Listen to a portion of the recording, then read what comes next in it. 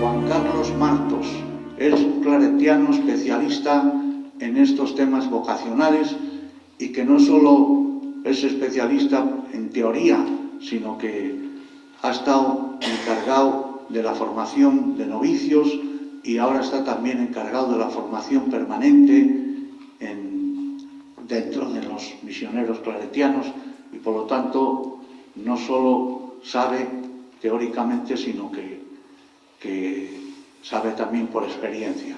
Y entonces lo que él ha hecho en este librito, que se titula Salir y sembrar, 2 tareas vocacionales prioritarias y urgentes, está en Publicaciones Claretianas y vale la hermosa cantidad de 6 euros. O sea que no es un desembolso muy grande. Otros 6 euros vale también este libro que se titula 10 cosas que el Papa Francisco quiere que sepas sobre las vocaciones, que es también del mismo autor. Pues empiezo con una cita del Papa Francisco. Hablar de pastoral vocacional es afirmar que toda acción pastoral de la Iglesia está orientada por su propia naturaleza al discernimiento vocacional, en cuanto su objetivo último es ayudar al creyente a descubrir el camino concreto para realizar el proyecto de vida al que Dios le llama. De alguna manera está diciendo que toda la pastoral tiene que ser vocacional, porque al final lo que tratamos es de que cada cristiano responda a la llamada que ha recibido. Las vocaciones son diversas, hay que tratar de ayudarle a que descubra en qué camino concreto le llama el Señor a vivir su condición de hijo de Dios.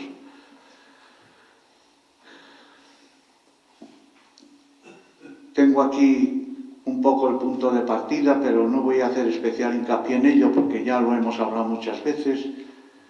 Esta prolongada escasez de nuevas vocaciones viene condicionada por muy diversos factores: la fuerza contaminante de la cultura antivocacional que estamos viviendo en la sociedad, la debilidad de la experiencia y de la cultura religiosa nos impulsa a trabajar en la nueva evangelización.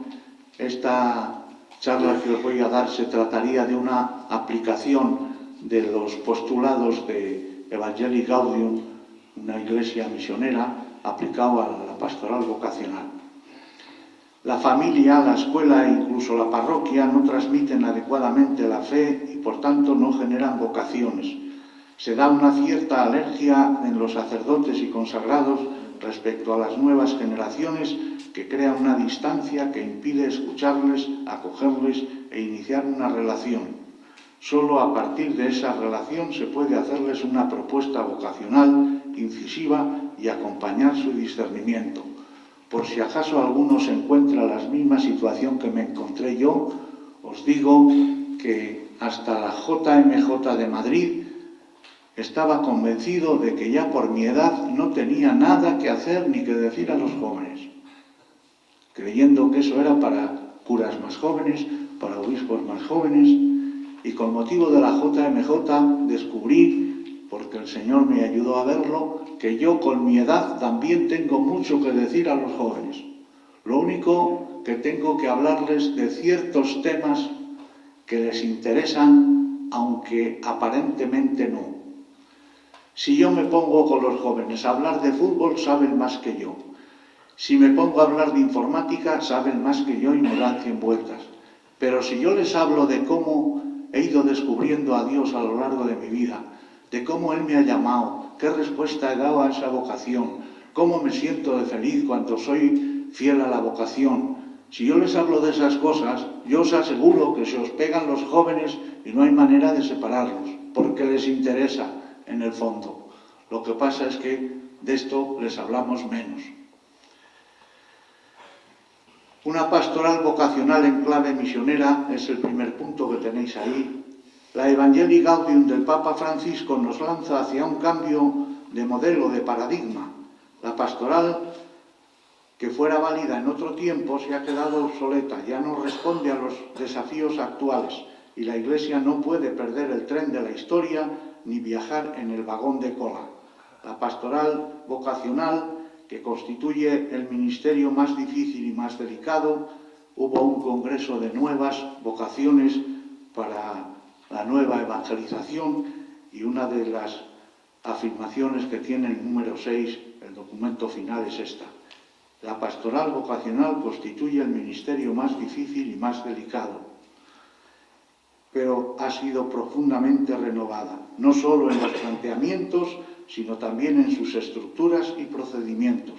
Estamos asistiendo a lo que se llama un salto de calidad en la pastoral vocacional.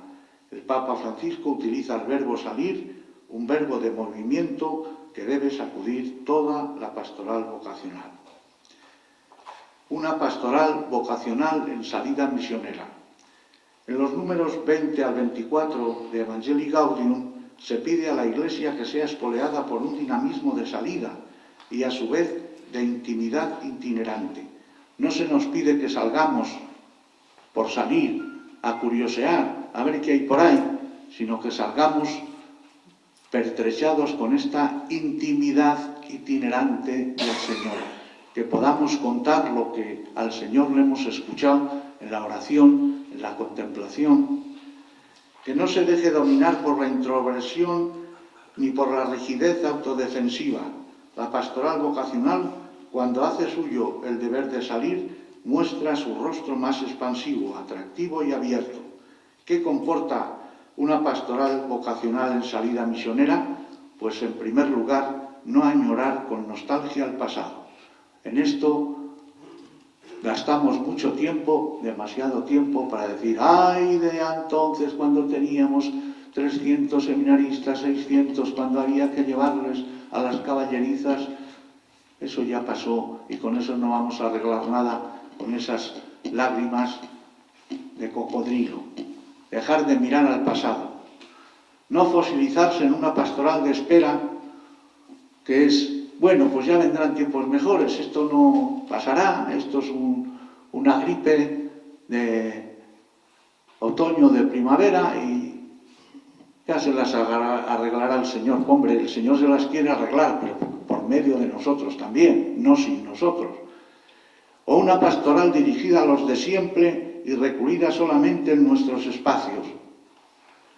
Yo creía, cuando empecé a trabajar con más fuerza en la pastoral vocacional en Mondoñedo Ferrol, que el Señor me iba a dar seminaristas jóvenes. Pues no, Señor, no me les dio jóvenes, me les dio adultos y bien adultos. Pero no es una desgracia. Y aquí les tenemos también adultos y bien adultos. Entonces, la pastoral vocacional es buscar a quién llama el Señor, no a quién me gustaría a mí que llamase, sino a quién le llama a Él. Y para eso tengo que romper muchos esquemas. ¿Por qué no un policía municipal a 50 años o a 40 y muchos puede tener vocación? Pues la puede tener. Y si a mí se me ha puesto cerca y yo noto que hay síntomas de una vocación sacerdotal, tengo que ayudarle a que descubra y que responda positivamente a esa llamada. Es que este está muy alejado de la Iglesia y con este ¿para qué voy a gastar yo tiempo y fuerzas? Pues amigo, a lo mejor, aunque esté alejado, Dios se ha fijado en él y le ha llamado. Y entonces hay que ayudarlo. No puede quedar paralizada por el miedo y la apatía. Más que el temor a equivocarnos, espero que nos mueva el temor a encerrarnos en las estructuras que nos dan una falsa contención, en las normas que nos vuelven jueces implacables, en las costumbres donde nos sentimos tranquilos mientras afuera hay una multitud hambrienta y Jesús nos dice sin cansarse: dadles vosotros de comer. Evangelii Gaudium número 49. Entender la pastoral en clave misionera implica superar los miedos para ir al encuentro de cuantos pueden ser llamados por Dios para hacerles la propuesta vocacional. Ya escribió hace algunos años don Juan María Uriarte, hablando de este tema de la pastoral vocacional, que la propuesta que solemos hacer cuando la hacemos, que no nos excedemos nada en hacer propuestas vocacionales, sacerdotales, es tardía, es deficiente en el sentido de que invitamos al sacerdocio de una manera poco convencida, Yo recuerdo de cuántas veces hemos caído en eso. No, tú primero terminas derecho y después ya veremos a ver si tienes vocación. ¿Cómo que terminas derecho? Si el Señor te llama, deja el derecho y responde a la llamada. Después ya habrá tiempo para hacer derecho torcido y lo que haga falta. Pero si no estamos nosotros convencidos de que ser sacerdote es lo más importante, cuando presentan a un sacerdote, dice, mire usted, este cura o este sacerdote ha hecho biológicas, muy bien, como si ha hecho, lo más importante es ser sacerdote, lo demás todo es ayudas en caso de que lo sean, cuando no es tropicios. Pero nosotros mismos y la comunidad cristiana todavía damos más valor a todo menos a la vocación sacerdotal. La dejamos muy en segundo lugar, en tercer lugar. Un sacerdote vale porque es sacerdote y lo demás son añadidos. Y valen en tanto en cuanto le ayuden a realizar su vocación sacerdotal. ¿Ha quedado claro esto? ¿O pongo música? Avivar nuestro corazón con una mayor inquietud misionera. Si no tenemos ganas, si no tenemos celo por atraer a la gente, por comunicarle lo que aporta la fe, lo que me está aportando a mí, que ya lo he experimentado, que yo desde que me he tomado en serio el encuentro con Jesucristo, pues tengo una paz que antes no tenía y he encontrado una felicidad que anhelaba y ansiaba y la buscaba por muchos sitios, pero no la encontraba. Si yo eso que lo estoy experimentando no tengo ganas y urgencia de comunicárselo a los demás, pues imaginaos que lo de la vocación sacerdotal no pega. En cambio, si uno tiene ganas de dar a conocer a Jesucristo y toda su pastoral es evangelizadora, ya veréis cómo enseguida sale la pastoral evangelizadora misionera. Para llevar adelante una pastoral vocacional misionera debe arder en nuestro corazón la pasión por Jesucristo y una pasión por los demás para hacerles llegar la salvación de Dios. Una pastoral misionera no corre hacia el mundo sin rumbo y sin sentido. Esta expresión es del Papa Francisco, Evangelii Gaudium, un número 46. Que hay algunos que les ha entrado mucha prisa con eso de la salida y ya se precipitan. No se trata solo de salir, se trata de salir hacia un mundo, pero con rumbo y con sentido. La pastoral vocacional deberá ampliar el espacio vocacional y modificar también el punto de partida y de llegada para no buscar ya los intereses de la propia institución, sino los del reino de Dios. Es verdad que tenemos que buscar vocaciones, pero que esto no es lo principal en el sentido de que lo primero es el reino de Dios y su justicia.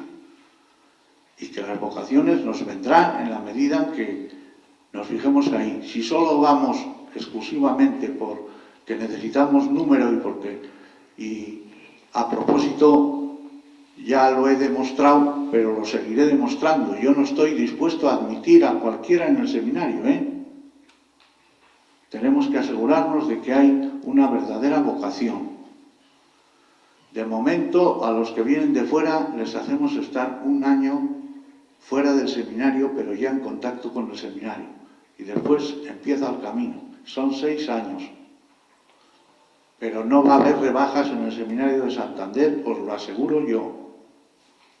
Hoy día no se puede preparar de cualquier manera y ceder a admitir número, aunque sea gente que no tiene para nada indicios de vocación sacerdotal, o que son raros, extraños, y que luego en el presbiterio, en vez de ser una ayuda, van a ser un entorpecimiento.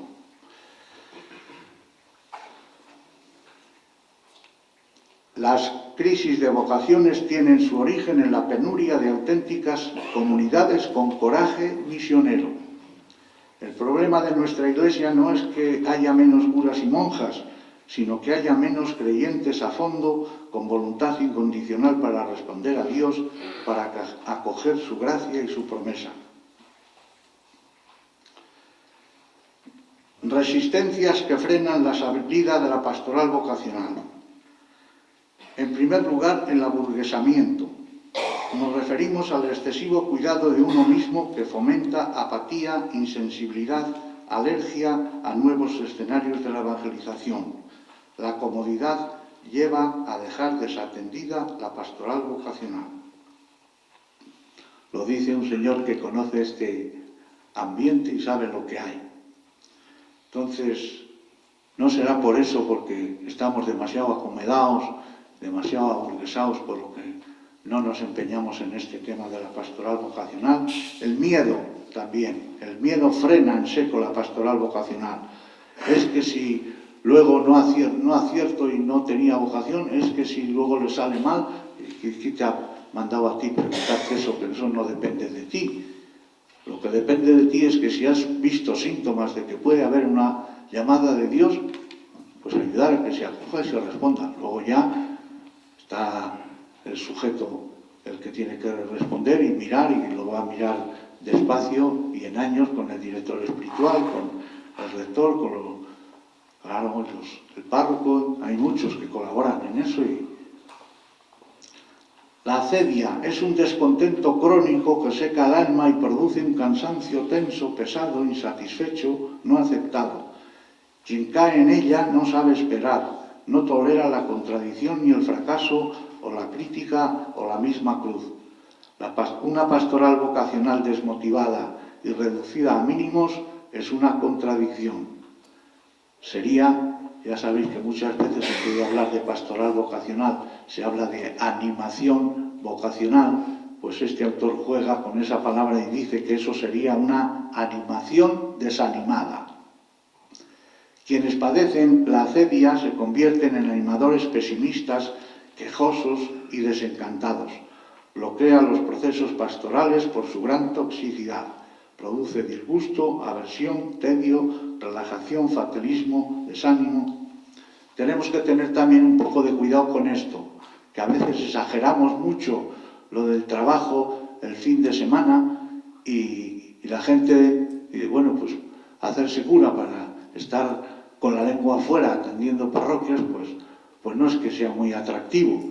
En cambio, nuestro trabajo tiene otros atractivos que nosotros también sabemos cuáles son, y que cuando lo haces con gana, con auténtica vocación, pues aunque tengas que decir 3 misas, 4 misas o 5, por algunas circunstancias, pues no te cansa tanto como para que vayas con la lengua afuera. La mundanidad consiste en buscar, en lugar de la gloria del Señor, la gloria humana y el bienestar personal, en cuidar sobre todo las apariencias. Lo de la mundanidad, es decir, el estilo de vida según el mundo, se nos pega a todos, a los obispos, al papa, a los cardenales, a los curas, a los religiosos, a los seglares, a todo el mundo, porque estamos viviendo en el mundo y porque el mundo y la cultura mundana y el estilo de vida mundana se nos está predicando y metiendo por todos los poros. La televisión, ¿qué estilo de vida proclama? ¿Un estilo de vida evangélico o un estilo de vida cómodo, de disfrutar? Pues si vemos mucho la televisión, diréis que se nos va a pegar. En la calle y hasta en las conversaciones y en el lenguaje es muy importante esto. ¿Cuál es lo que hoy nos decimos unos a otros frecuentemente? Cuídate. Cuídate, ¿por qué? Porque tengo que hacer de mi cuerpo la atención preferente y tengo que beber 3 litros de agua y hacer deporte, y esos son los mandamientos obligatorios de la cultura actual, pero no son. Mi abuelo no hizo ninguno de esos y vivió 85 años, o sea que tenemos que aprender a reírnos de los mandamientos obligatorios y los dogmas de la cultura actual. La mundanidad provoca la falta de fervor que sustrae el necesario atractivo por la belleza del seguimiento de Jesucristo y de vivir en su iglesia. El testimonio sencillo y humilde y el no deslumbramiento es el método propio de la animación vocacional. Ser testigo no equivale a ser perfecto. No podemos, una pastoral vocacional convertida, que lo tenéis ahí en el esquema, no podemos decir sin más que el problema vocacional son los jóvenes de hoy, las corrientes de pensamiento y el cambio social. En esto nos hemos refugiado muchas veces para no trabajar las vocaciones. Es que como el mundo está, es que como la cultura actual, es que el cambio social hoy, ¿cómo va a haber vocaciones? Pues a lo mejor sí que las hay. Es que no hay chicos. Digo, hombre, ahora me entero yo que las escuelas de primaria, secundaria están vacías. Porque dice que no hay niños y que no hay jóvenes. Y los que están en el botellón, ¿qué son? ¿Mayores de 90 años? Es que no vienen, pues tendremos nosotros que buscarles. Pero les hay, no hay menos, las cosas también como son, y luego pues hoy día no se puede hacer pastoral vocacional con gente joven, adolescentes, si no es hacerla al mismo tiempo con los padres, porque si no van a ser el primer obstáculo que tienen que superar es la propia familia.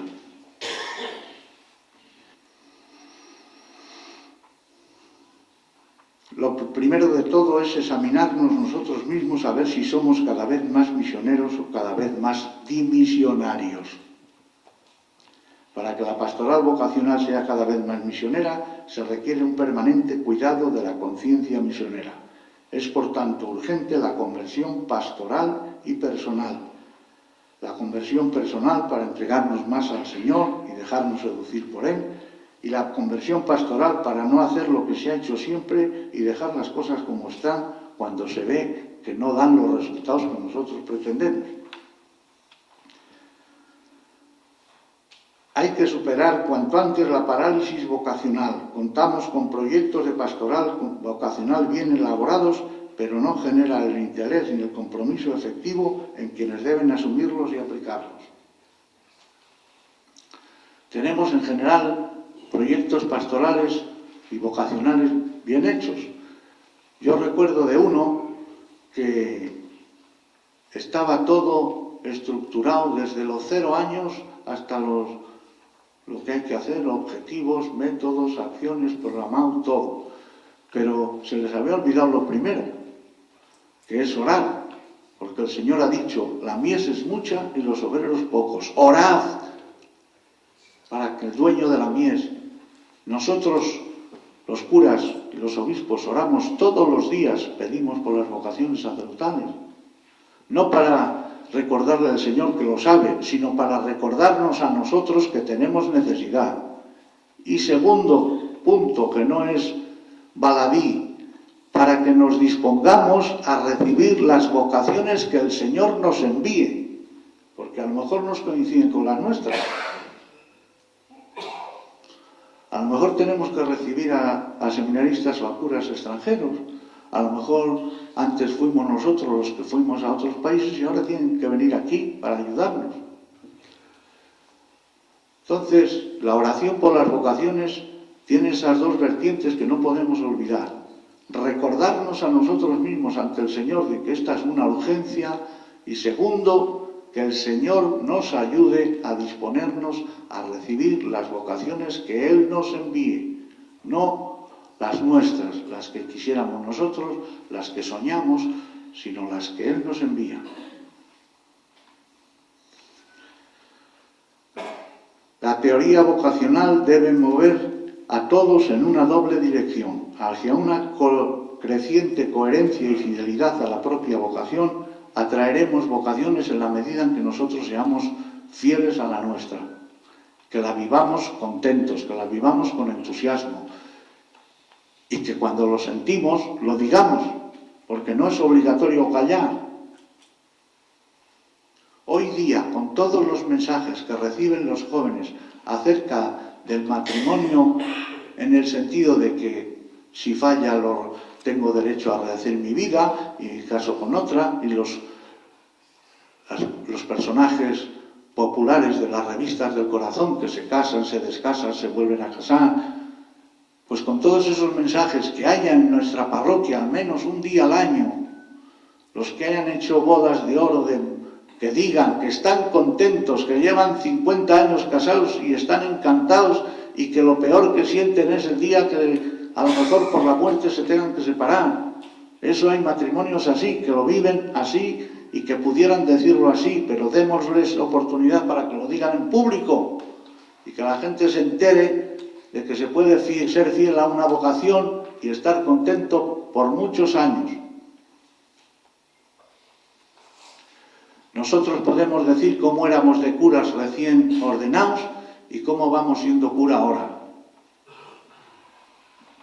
Yo cuando me ordené, que era los comienzos del posconcilio, en el año 1970, pues creía que me iba a comer el mundo yo solito, con la preparación que tenía y con las cualidades que tenía, pero luego fui descubriendo que no, que lo principal no es lo que yo haga, sino lo que el Señor hace a través de mí, y quizá no tanto a través de mis cualidades, sino algunas veces a través de mis fragilidades.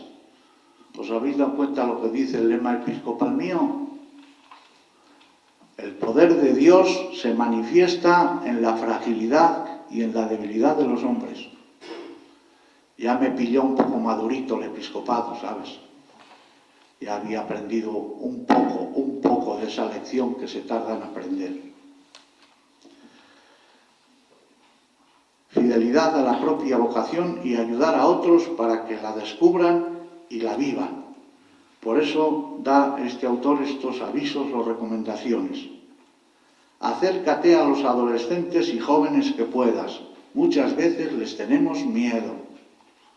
Creemos que están en otra esfera y que nosotros no tenemos nada que decirles, o que están tan estropeada la juventud que, como digas y partas de ese principio, no, ahí no te metas a hacer pastoral vocacional porque lo vas a estropear todo. Trata de acompañar a algunos personalmente. Esto es muy importante. El acompañamiento espiritual, la dirección espiritual. Vosotros habéis visto, yo lo he visto en mi pueblo, ¿por qué en algún tiempo surgieron muchas vocaciones? Pues porque había unos curas que se dedicaban no solo a confesar lo más rápidamente posible, sino a hacer dirección espiritual y a orientar y ayudar y a situar a los jóvenes en un plan de mayor exigencia, de mayor fidelidad, de no conformarse con ser buenos solamente, sino que tenían que ser santos, y de ahí surgieron vocaciones. Atrévete a hacer la propuesta vocacional. En algunos momentos yo os aconsejo que os pongáis antes delante del Señor y le preguntéis: ¿yo debo hacer en tu nombre esta propuesta? Es que a lo mejor es mi sobrino y mi hermana se va a enfadar porque le he hecho yo la propuesta vocacional, pero si el Señor te dice que sí, que la hagas, Él te dará fuerza. No cuentes solo con tus fuerzas y con tus valías, sino que pregúntate ante el Señor: este joven o este adulto que yo trato, que yo creo, ¿crees que dame fuerza y dame ganas de contagiar el amor a la vocación? No te asustes ante las objeciones y rechazos posibles. Yo le dije a un chaval del instituto cuando daba clase en Palencia: oye, ¿te has planteado alguna vez ser sacerdote? Y me dijo: no, ni me interesa. Y yo le agradecí mucho la sinceridad, pero al cabo de unos años, pues estaba yo en el seminario de rector y se acercó ese mismo muchacho y me dijo que es que quería hablar conmigo, que había hecho ejercicios, que no sé qué. Bueno, pues nada, pero no me hable de vocación, ¿eh? Digo, bueno, tranquilo, yo no te hablo de vocación. Estuvimos así desde el comienzo del curso hasta Navidad, y en Navidad me dice: mire usted, es que quería decírselo primero a mis padres, pero me parece que tengo vocación sacerdotal y que tendría que ingresar en el seminario. Bueno, pues luego ingresó y fue cura, y me dijo al principio que no. Pero no deis por hecho el que una primera respuesta, que será muy sincera, pero que a lo mejor no responde a lo que realmente le está pasando a quien se la haces. Propon ideales altos. No nos conformemos en el trato con la gente de conformarnos con que sean buenas personas. No. Tenemos que ayudarles a que sean santos. Ya habéis leído la Gaudete et Exsultate y el planteamiento que tiene el Papa de la santidad, que nos ayuda mucho a descubrir que los santos no son gente especialmente dotada, sino que son gente normal y corriente y que también tienen sus heridas y tienen sus huecos y sus flaquezas, pero han aspirado a vivir en plenitud su condición de hijos de Dios, y que los santos los tenemos en la puerta de al lado. Hace falta verlos. Invita a muchos a dialogar contigo. La vocación se puede ver o prever al menos cuando hay un trato frecuente, un diálogo, no una conversación aislada. No caigas en la tentación de presentar la vocación como algo para personas extraordinarias y para héroes, porque a lo mejor él cree que no tiene vocación de héroe y resulta que no es verdad que para ser cura sea necesario ser un héroe. Contenido vocacional es cuál es lo que yo le tengo que proponer a alguien que creo que puede tener vocación. Pues primero, el querigma vocacional. Toda vocación es esencialmente un encuentro y un diálogo entre Jesús el Señor que llama y alguien que escucha y responde. La animación vocacional es un ministerio de mediación que tiene por objeto actualizar y prolongar ese decisivo encuentro con Cristo. Por lo tanto, lo más decisivo, lo más central de la animación vocacional es la propuesta vocacional.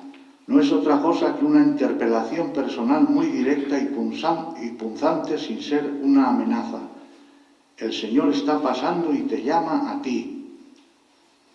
Podemos distinguir el contenido que se transmite, el acto mismo de transmitirlo y la recepción que se produce. Hay que cuidar de no adulterar el mensaje que se transmite y velar por su acogida y asimilación. El querigma vocacional es una expresión del querigma evangélico, es decir, del querigma, de lo central, lo nuclear de la fe cristiana, aplicado a este terreno de lo vocacional. Y como el querigma y el primer anuncio debe ocupar el centro de la actividad evangelizadora, pues también aquí tenemos que anunciar el evangelio de la vocación, la buena noticia. ¿Y en qué consiste? Dice este autor, el contenido del querigma se puede resumir en esto. Primero, es el anuncio de una presencia. Es ante todo proclamación explícita de que Jesús es el Señor, de que el Señor pasa por tu vida, que el Señor se ha fijado en ti, el Señor te quiere, a pesar de todas tus fragilidades y debilidades. Este anuncio hay que hacerlo, que descubran que Cristo vive, es alguien, no algo. Segundo, tiene su núcleo. Su mensaje se centra en el amor salvífico de Dios previo a la obligación moral y religiosa. No es tienes que hacer esto, sino que es el Señor te quiere a ti, es misericordioso contigo y conduce al descubrimiento de la verdad más central del Evangelio. Solo se puede ganar la vida entregándola. No es un mensaje blando y optativo, sino exigente, provoca más que consuela, pero también es capaz de seducir porque todo camino de respuesta y de crecimiento está siempre precedido por el don. Así que tienes que responder, pero es que primero está la llamada de Dios. Y cuando Dios llama, primero mira con cariño. Repasad el texto del Evangelio del joven rico. Primero le miró con cariño. Y dice San Beda el Venerable comentando ese texto, le miró más con el corazón que con los ojos. Le miró queriéndole. Dios cuando invita es como algo que es amor y amor excesivo. El querigma es epifánico, es decir, revelador, revela lo más medular de la identidad humana. La vida es un don recibido que por naturaleza tiende a convertirse en un bien dado.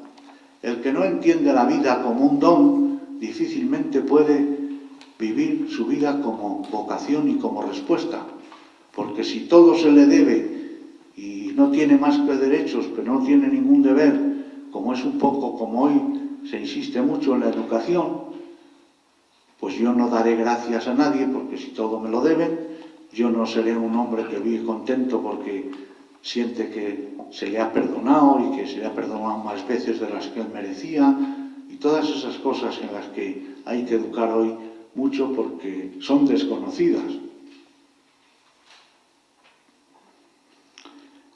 La vocación no destruye la persona humana, sino que al revés, le da plenitud, también la sacerdotal. El anuncio de la vocación es válido para todos, es apropiado tanto para los que viven la fe como para los que están lejos de ella y quizá han perdido el sentido de la vida, porque responde al anhelo de infinito que hay en todo corazón humano.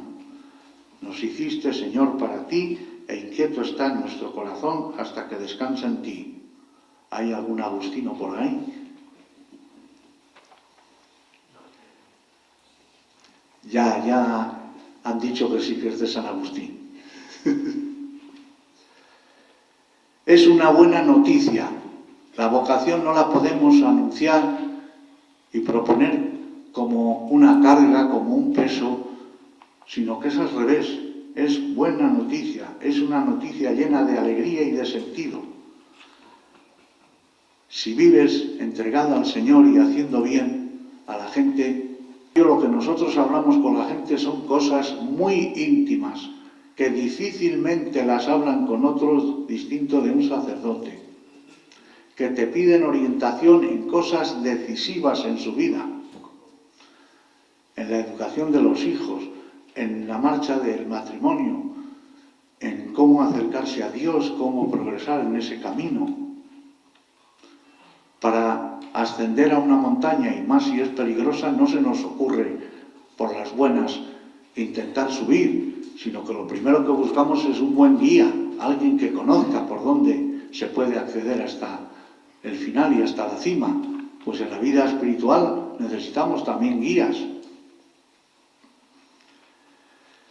Es un mensaje convincente. Si se comunica cabalmente, conecta fácilmente con los diversos modos de pensar y de sentir, porque se centra en la base antropológica común a todos, pero no renuncia a presentar explícitamente a Jesucristo como Señor, porque no hay nada más sólido, más profundo y más seguro que ese anuncio. Dos características, y ya voy a terminar, particulares del animador misionero. Primero, todo animador vocacional debe ser discípulo misionero. ¿Con esto qué quiere decir? Ya sabéis que es una expresión que surgió en Aparecida y que el Papa Francisco hace suya, y después de recibir un primer anuncio, lo que hay que vivir es esta segunda etapa, que es, primero, ser discípulo y ser misionero al mismo tiempo. El Papa insiste en que es tal la cantidad de gente que necesita oír hablar de Jesucristo, que el que ha vivido una experiencia de primer anuncio y ha descubierto a Jesucristo y ha iniciado una amistad con Él y ha visto que su vida cambia, necesariamente le tenemos que dejar cancha para que ya sea apóstol y para que anuncie a los demás por lo menos eso. No podrá anunciar las verdades contenidas en el Catecismo de la Iglesia Católica porque todavía no las conoce, las tendrá que ir conociendo, pero él mismo va a sentir necesidad de formarse y de ser un buen discípulo de Jesucristo, pero al mismo tiempo misionero. Para todo apóstol es insustituible alimentar la relación personal con Jesús, una relación que se articula como cercanía, como estar con Él, y como movimiento, ser enviado por Él. Así nunca irá solo a la misión ni se sentirá solo, sino acompañado y fortalecido por el Espíritu de Jesús. No se puede perseverar gozosamente en la animación vocacional si uno no sigue convencido por experiencia propia de que no es lo mismo haber conocido a Jesús que no conocerlo. No es lo mismo caminar con Él que caminar a tientas. No es lo mismo poder escucharlo que ignorar su palabra. No es lo mismo poder contemplarlo, adorarlo, descansar en Él, que no poder hacerlo. No es lo mismo tratar de construir el mundo con su Evangelio que hacerlo con la propia razón. Evangelii Gaudium 266. El animador vocacional ama apasionadamente a la Iglesia. El deseo de amar y seguir a Jesús pasa también por el amor a su comunidad. Cristo se pudo haber quedado de otras muchas maneras y pudo haber dado clases y un máster a los apóstoles, pero no les dio ningún máster, sino que les hizo una comunidad con la que él convivió durante 3 años. Y entonces es la comunidad la que es depositaria de la fe recta y verdadera, es la que nos ayuda a conocer y amar a Jesucristo real y no el que nosotros podamos inventarnos, y es la que nos sostiene, porque todos, para ser misioneros, necesitamos también pues el calor de hogar y el fuego del hogar, y el hogar nuestro es la familia de los hijos de Dios, la Iglesia. El deseo de amar y seguir a Jesús pasa también por el amor a su comunidad. Es muy perjudicial la postura de quien no ama suficientemente a la Iglesia y desde esa desafección percibe más los errores y las torpezas de la Iglesia que su vida y santidad.